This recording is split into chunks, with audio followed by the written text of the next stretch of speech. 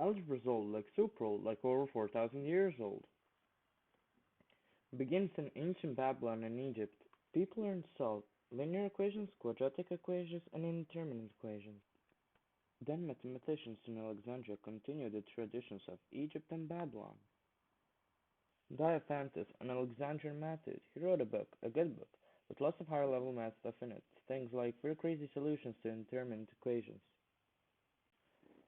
Arabians got the message too. The root of the word algebra comes from Arabians.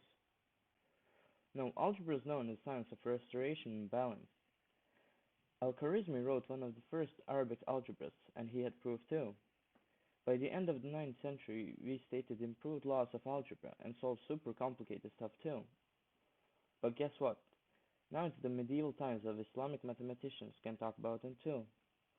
Also, we can multiply, divide, and find square roots of polynomials, and we discovered something called the binomial theorem.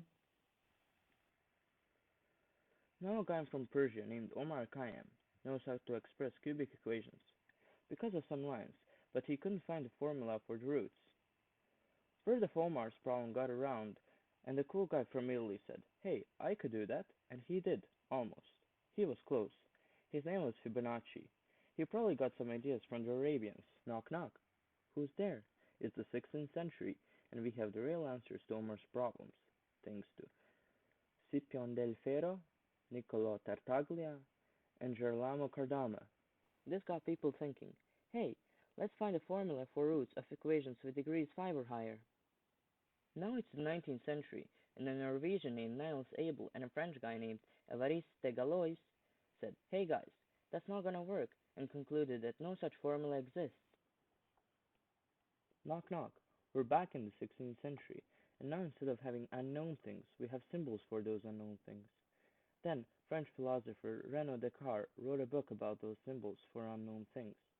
Then, René Descartes discovered analytics, geometry, and a few other things, like the theory of equations. But then, Carl Friedrich Gauss stole the French philosopher's ideas and actually found proof for that degree of equations. Now we're into abstract math, not equations.